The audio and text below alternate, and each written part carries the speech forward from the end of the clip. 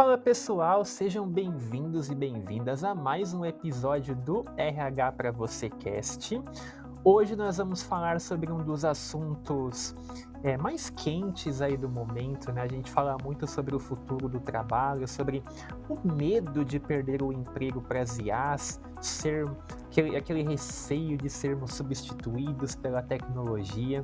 Mas eu acho que é importante a gente desmistificar um pouquinho toda essa preocupação, falar um pouquinho de forma mais racional e menos emocional, porque vocês vão ver que tem muita coisa bacana acontecendo e que, de fato, eu acho que, embora o momento seja de transformação, vocês vão ver que medo não é a palavra para a gente usar neste momento. Eu deixo o convite, antes de chamar aqui o convidado do episódio de hoje, para que você nos acompanhe nas nossas redes sociais do RH para você, principalmente no LinkedIn. Lá o nosso grupo de discussão e a nossa company page somados já estão com quase 300 mil profissionais conectados, onde a gente troca ideia todos os dias com muito conteúdo, com cases, com experiências, ideias, dicas, inspirações. Tem muita coisa bacana acontecendo por lá. E fica o convite também, é claro, para que você siga o RH para você Cast, tanto no seu tocador de preferência, quanto também no YouTube. Combinado? Recadinhos dados, é hora de apresentar o nosso convidado mais do que especial que nos guiará nessa conversa, nessa jornada aí de transformação de IA, que é o André Urri. O André, ele é CEO da Alimente e quem eu convido e dou as boas-vindas aqui ao episódio de hoje. E aí, André, tudo bem? Tudo bem? Primeiramente, bom dia a todos, obrigado pelo convite. É um prazer estar batendo esse papo com vocês, esse papo franco, né? Ter essa conversa que acho que é uma pauta super importante, está em alta, já teve muita discussão, né, em torno desse tema.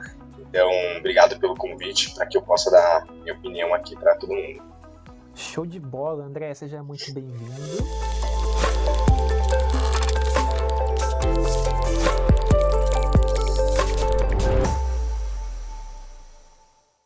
André, eu acho que antes da gente entrar aí num geral de entender melhor todo esse movimento, essas mudanças que a IA vem trazendo no mercado, principalmente quando a gente está falando não só de inovação nas práticas empresariais, mas também na carreira das pessoas, eu queria entender um pouquinho a relação da Alimente com a IA, com a tecnologia, como que vocês estão vivendo este momento internamente e externamente também, como um todo.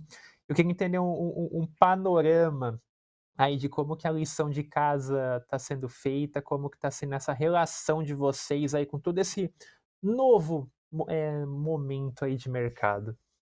Legal. Para quem não conhece, a Alimente é uma empresa de tecnologia focada em benefícios, né? Então, a gente oferece todos os benefícios que uma empresa pode dar para o seu colaborador, desde vale-refeição, alimentação, transporte, mobilidade, qualquer auxílio queira dar, combustível, até campanhas de premiação, gratificação, esse tipo de coisa. Com foco 100% em tecnologia, né? Então, a tecnologia vem em primeiro lugar aqui. Então, a gente vem o impacto que, né, a AI vem trazendo no alimento é super positivo. Então, naturalmente, a gente vem utilizando AI em várias frentes, como o time de desenvolvimento usa muito AI, time de atendimento usa muito AI, e eu acho que tem mais uma questão de otimizar tarefas do que substituir pessoas nesse primeiro momento, tá? Então,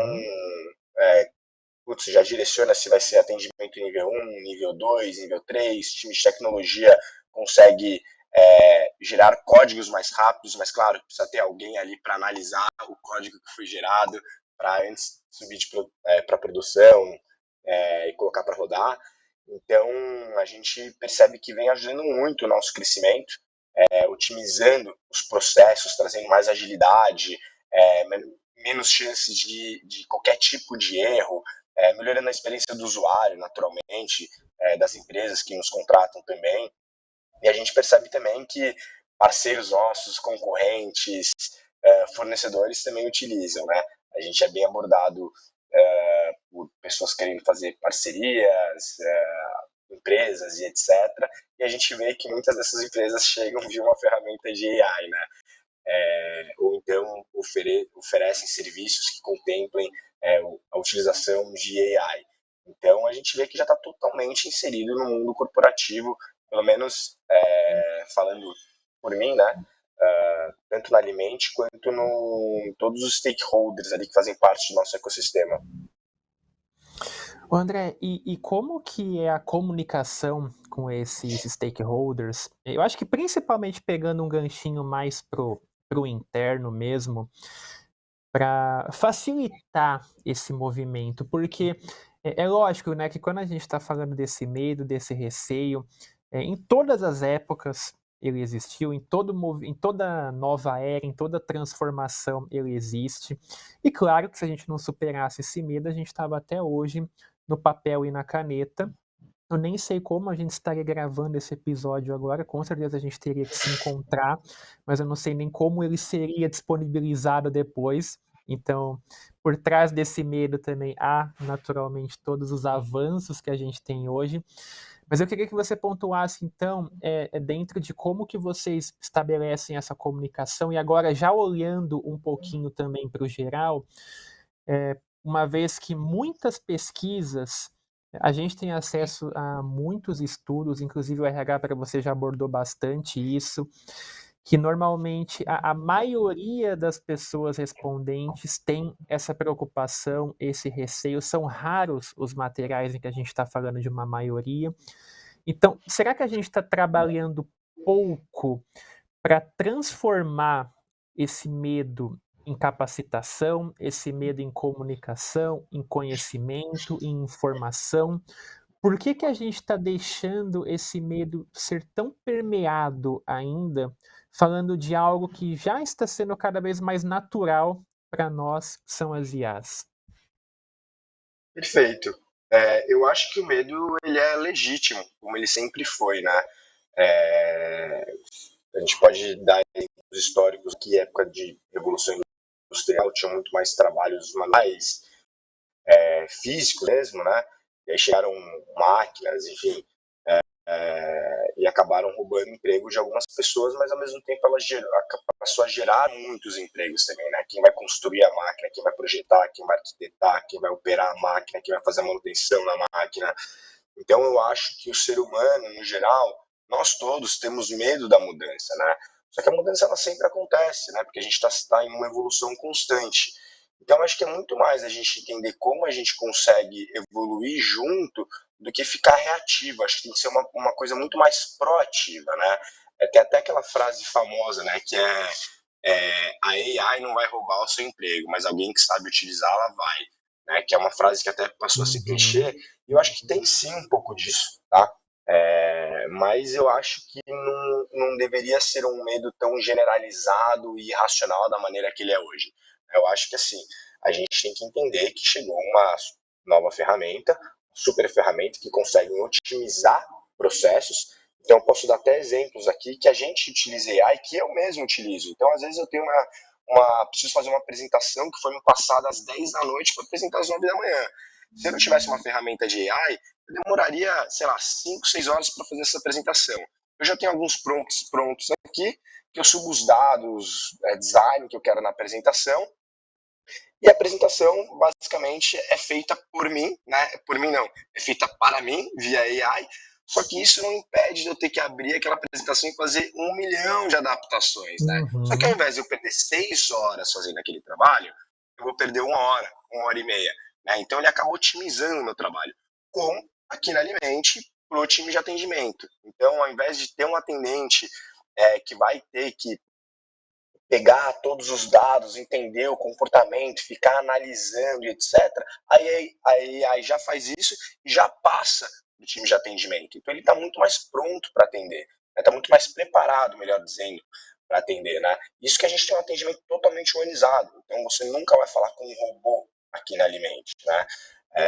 Mas a gente tem a AI inserida para entender o comportamento do consumidor, do nosso cliente, do nosso usuário, e o atendente conseguir ser mais eficiente. Mas isso não descarta o atendente. Só que, de fato, ele precisa conseguir interpretar os dados que a ferramenta de AI está trazendo para ele, sabe?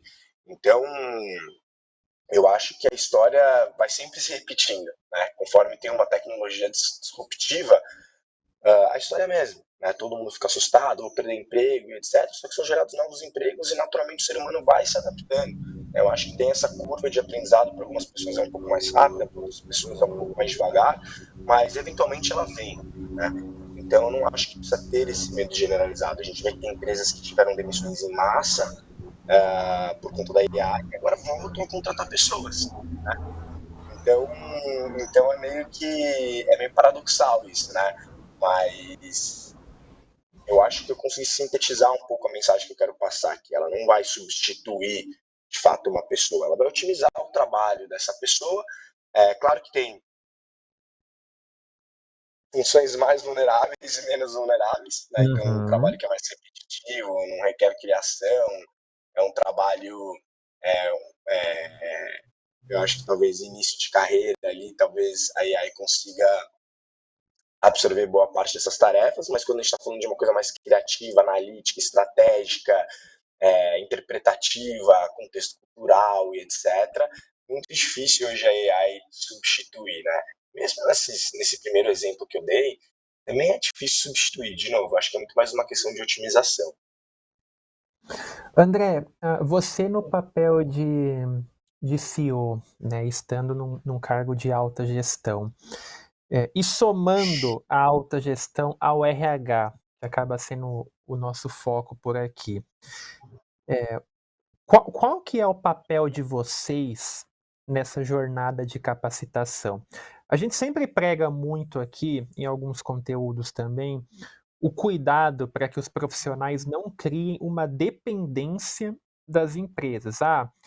Eu só treino, eu só faço um curso, eu só me desenvolvo se a empresa me passar um curso, se a empresa investir na minha capacitação. Então tem muito aquela questão do lifelong learning também que a gente estimula.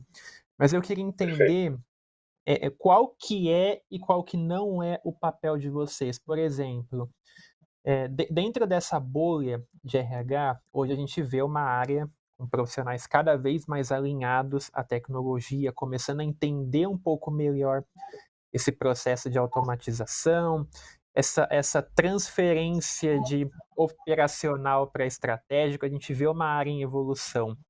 Mas é claro que a gente tem muitas áreas, muitos profissionais, principalmente de vagas um pouco mais operacionais, que acabam tendo um conhecimento maior de todo esse processo quando uma máquina já está para substituir o seu trabalho, quando uma IA já chegou para otimizar o que esse profissional faz. Então eu queria entender um pouquinho qual que é o papel da alta gestão, da liderança e do RH nesse processo, sem criar uma dependência, mas sem também soltar a mão das pessoas nesse processo, ainda mais com a gente falando tanto hoje de escassez de talentos, de pessoas com dificuldades não só para encontrar os talentos, mas depois para retê-los. Então, qual que é o papel dessas áreas nesse processo? Eu acho que 90%, vamos colocar 80% é o papel da organização, tá? Eu acho que comunicação é tudo, eu sempre falo isso. Então, você explicar que tá chegando uma nova ferramenta para determinada área que vai otimizar esse processo, e você capacitar os profissionais que já estão na organização para conseguir utilizar essa ferramenta para otimizar o trabalho dessas pessoas, né? De uma maneira que ela não se sinta ameaçada e sim que ela veja isso como uma oportunidade dela conseguir produzir mais, né? Se destacar mais, entregar mais. Então, Uhum. eu acho que você precisa ter essa comunicação, ter essa sensibilidade na comunicação. Então, está chegando essa ferramenta, a gente vai começar a utilizar ela e mostrar os upsides dessa ferramenta para as funções que já existem hoje, né? Claro, o profissional vai ter que se adaptar, ele vai precisar aprender a mexer na ferramenta, a ler a ferramenta, interpretar a ferramenta. e você tem o trabalho de ajudar nessa capacitação, né? Fazer um treinamento ou chamar pessoas da, da empresa que você contratou como ferramenta para ajudar a capacitar seus funcionários, fazer treinamento e etc. Então, acho que você precisa estar muito próximo do funcionário para passar tranquilidade, mostrar quais são esses upsides e, de fato, capacitar eles. E aí, vai dele se ele vai querer absorver tudo aquilo.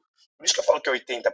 Então, se você pega aí, de fato, pega na mão dele, mostra por que está sendo aquilo, por que aquilo é bom para ele, por que aquilo é bom para a empresa, como aquilo vai ajudar ele, fazer ele entregar mais e dar o treinamento para ele, cara, acho que 80% foi feito. Aqueles outros 20% ele tem aquela boa vontade de querer aprender, não ser uma pessoa reativa e querer, legal, vai ter oportunidade aqui, deixa eu aprender a mexer nesse negócio aqui, deixa eu interpretar ele, deixa eu utilizar ele a meu favor, sabe? Agora, naturalmente, a pessoa que não se mexer, acaba falando assim, poxa, uma ferramenta que veio para melhorar muito, muito o processo da empresa, a eficiência da empresa.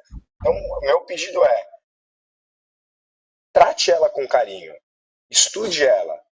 A gente vai te dar todas as ferramentas para tal. Agora, se a pessoa não, vamos atrás de quem tem a boa vontade para estar nessa transformação com a gente. Tá? Então, acho que 80% é papel da organização em si. André, no embalo disso que você falou, né, desses 80%, na sua percepção, agora olhando de novo, né, como um cara que lida com clientes aí, que está tão conectado com tantas outras empresas, com o mercado, você acha que a nossa cultura é muito falha nesse sentido? Que, de novo, né, trazendo esses levantamentos à tona do medo, da escassez, da dificuldade em reter talentos, você acha que a gente está numa zona de conforto de, ao invés de agir para combater essas preocupações e para realmente fazer mudanças significativas, eu como RH, eu como líder, eu simplesmente entro nesse medo junto, até como, não sei, um mecanismo talvez de defesa, de aproximação. Tá todo mundo preocupado, então eu fico preocupado também.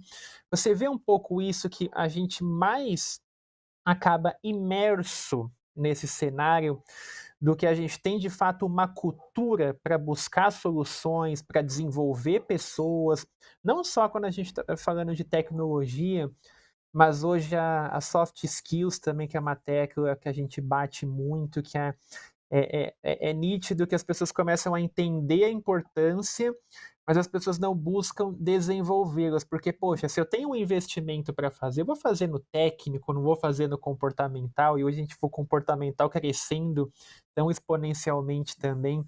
Então, você acha que passa um pouco disso, que a gente precisa de uma mudança de cultura, ou a gente já está evoluindo nesse sentido e essa cultura já está se desenvolvendo, as empresas estão entendendo melhor essa jornada? Em que pé você vê a gente nesse movimento? Perfeito. Excelente pergunta. Eu acho que a gente está passando por essa transformação, por essa mudança, mas não no ritmo que deveria ser, né? Uhum. É o que eu falei há pouco tempo atrás, né? Acho que comunicação é tudo e as pessoas, principalmente no mundo corporativo, de maneira geral, tá? São ruins de se comunicar.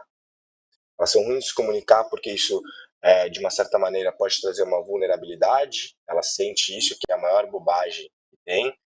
Ela é ruim de comunicar porque, às vezes, ela vai achar que vão ter pessoas que vão estar contra elas, contra a visão dela, enfim. E isso vai gerando uma bola de neve. Né? Então, Uhum. não se comunica, fica aquele suspense no ar, esse suspense vai gerando ansiedade, a ansiedade torna-se medo, o medo torna-se improdutividade, e a improdutividade faz com que a pessoa fica infeliz porque não está conseguindo produzir, não está conseguindo entregar, ela fica mal com ela mesma e se sente ameaçada. E eu acho que uma coisa vai levando a outra. Eu acho que e a comunicação é um dos principais fatores de soft skill, né? Quando a gente está falando. Então, eu acho que a gente, as empresas vêm melhorando nessa parte de comunicação, mas eu acho que ainda falta muito, muito, muito, muito. Eu falo para todo mundo assistir assim, que todo mundo tem que fazer terapia, porque na terapia você aprende muito a se comunicar, né? Você falar as coisas, você falar o que você pensa, sem, sem medo do julgamento das outras pessoas, né? E eu acho que é um pouco o que acontece, principalmente no cenário corporativo. As pessoas se comunicam muito mal, principalmente quando é algo novo, né? E isso foi o que eu falei, vai gerando uma bola de neve. Então o papel é assim, meu, se comunica, deixa claro por que, que aquilo está chegando, por que, que aquilo é bom, por que, que aquilo não vai ameaçar a pessoa, mas que você precisa que ela entenda e esteja do seu lado nesse momento de mudança e que ela vai se beneficiar com essa mudança. E não deixar esse medo parando no ar, esses small talks, conversas de corredores e etc. Eu acho que é uma coisa de você está sempre alinhado. E a pessoa saber o que está passando na sua cabeça, quais são as suas intenções, não só hoje, mas para o futuro. E aí eu acho que naturalmente a cabeça dela vai se adaptando àquilo, ela vai absorvendo aquilo de uma maneira muito mais natural, e aquilo fica meio que no subconsciente dela e no consciente também, mas ela já consegue digerir aquilo e se adaptando de uma maneira muito mais confortável. Então ela só fica com medo, não sabe o que vai acontecer, ninguém fala nada, tá todo mundo com medo, né? E ninguém fala sobre isso, e esse medo vai crescendo, vai crescendo, vai crescendo, e esse silêncio de todo mundo torna-se ensurdecedor, e por aí vai. Então acho que é um pouco isso, tá? Mas é terapia com ou sem o doutor ChatGPT, hein? Verdade. Porque Ele esse aí tá recentemente, trabalhando muitas de pessoas, graça, né, hein? Olha. tá trabalhando de graça. E muitas pessoas devem terapia com o chat GPT, eu vi isso. Sem chat GPT. Eu acho que é importante você ter uma conversa, você colocar para fora, né? Você ter um profissional ali para você falar dos seus medos, seus anseios, o que está passando na sua cabeça, entender o porquê que a sua cabeça funciona daquela forma, por que você, as emoções a gente sempre vai sentir, né? Você não escolhe as emoções que você sente, mas você escolhe como você lida com essas emoções, né? O que você faz a respeito, e como você, as suas atitudes posteriormente a essas emoções. Então, respondendo essa pergunta aqui sem chat GPT, mas acho que o chat GPT, de verdade, eu acho que é um excelente apoio, tá? É um Uhum. excelente apoio para várias situações. Quando eu falo várias situações, não estou falando só no ambiente de trabalho, para você tirar uma dúvida técnica ou algo do tipo, mas psicológicas também. Eu acho que tem tanto dado lá, tanto dado bonito, que você consegue ter insights e tirar dúvidas, etc. E eu acho que é válido você fazer uma consulta ou outra ali no GPT. Muito bom. André, caminhando para o nosso final, então, sintetizando um pouco tudo isso que a gente trouxe aqui ao longo da conversa, eu queria que você compartilhasse, então, com o nosso público, é, qual que seria a sua dica de ouro ou as suas dicas de ouro para a gente fazer de vez essa virada de chave? Poxa, o medo está no ar, o receio está no ar, a preocupação. Vamos virar a chave e transformar isso em oportunidade, transformar isso em uma visão de desenvolvimento, uma visão de autodesenvolvimento. Qual que seria, então, a sua principal dica ou as suas principais dicas para a gente, de fato, ter essa mudança de mindset e a gente parar um pouquinho de tratar esse cenário do futuro do trabalho, que não é mais futuro, já é o presente do trabalho e é o futuro do trabalho. Então, acho que agora é o momento mais certo do que nunca para começar a mergulhar mais nisso. Então, como que a gente transforma tudo isso em oportunidade e não em pânico generalizado para o doutor ChatGPT ter muita consulta para resolver? Perfeito. Eu acho que é um pouco do que você falou. Não é o futuro, já é a realidade. E minha sugestão, né, minha dica, junto com a minha visão aqui, é que, de novo, sempre a comunicação, que você converse, entenda por que, que aquilo está sendo implementado na sua empresa, o que, que ela vai trazer, o que a empresa vê para o futuro. Se o seu gestor, líder, não se comunique, vai atrás dessa comunicação, tenta criar um canal com ele aberto, sincero, para você conseguir entender e saber como você consegue se adaptar para melhorar. Então, eu acho que é uma ferramenta que vem para trazer mais eficiência e melhoria para todo mundo. Né? Então, senta, entenda quais são os planos da empresa, por que aquilo está sendo feito e se adapte. Né? Claro que tem organizações que você vai conseguir ter um apoio maior para essa adaptação, e tem umas que você vai ter um apoio um pouco menor nesse período de adaptação, para a implementação de qualquer ferramenta. Mas o importante é você saber que você sim precisa se adaptar, você sim precisa começar a utilizar, entender, estudar um pouco mais essas ferramentas, que nem em todas as mudanças de tecnologias disruptivas que tiveram ao longo de toda a humanidade. Né? É um processo natural, não é para causar pânico, é para causar euforia. E euforia tem que ser uma euforia no sentido bom, né? Pô, tá chegando uma coisa diferente aqui, deixa eu me interessar, deixa eu me inteirar, deixa eu saber como utilizar isso, deixa eu entender como vai otimizar meu trabalho, como eu vou conseguir contribuir mais, né? E sempre alinhado com os propósitos e objetivos da empresa. Então, de novo, assim, acho que saiba que você vai precisar se adaptar em algum momento, independente da sua função, o quão criativa ou não seja a sua função, e comunique. Se a sua organização não se comunica, vá atrás. Fala com o seu gestor, fala com o seu líder e conversa para você entender quais são as intenções da empresa e objetivos. Pô, muito bom. André, de novo, então, eu queria te agradecer. Muito obrigado pela sua disponibilidade de participar aqui comigo, de trazer toda a sua visão, seu conhecimento para o nosso público. Parabéns também aí por todo o trabalho desenvolvido na Alimente. Fico muito feliz de verdade de ter contado contigo hoje aqui nesse episódio. Prazer é todo meu. Espero que tenha contribuído para alguma coisa aqui. Espero que minha visão seja válida e abra os olhos de algumas pessoas e traga uma certa tranquilidade. E obrigado pelo convite. Estou à disposição. Foi um prazer. Acompanho vocês. E é isso.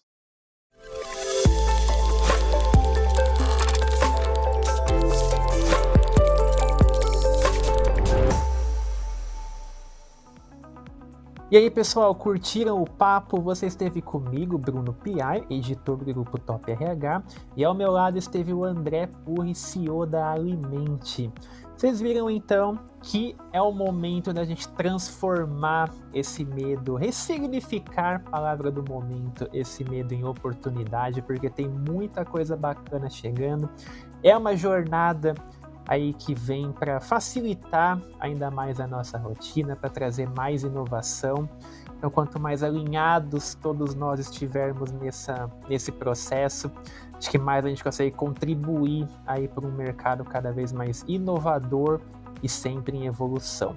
Recadinhos finais, então, só recordando o convite para que você nos acompanhe nas nossas redes sociais, nos acompanhe no seu tocador de preferência e também no YouTube, porque sempre tem muito conteúdo bacana pintando por aqui, sempre tem episódios novos com as referências do RH no Brasil, e a gente segue junto nessa jornada aí para levar o RH a patamares cada vez mais altos. Nós contamos com você para nos ajudar nesse processo. Combinado? Então, pessoal, a gente se vê no próximo episódio. Fiquem todos bem e até mais.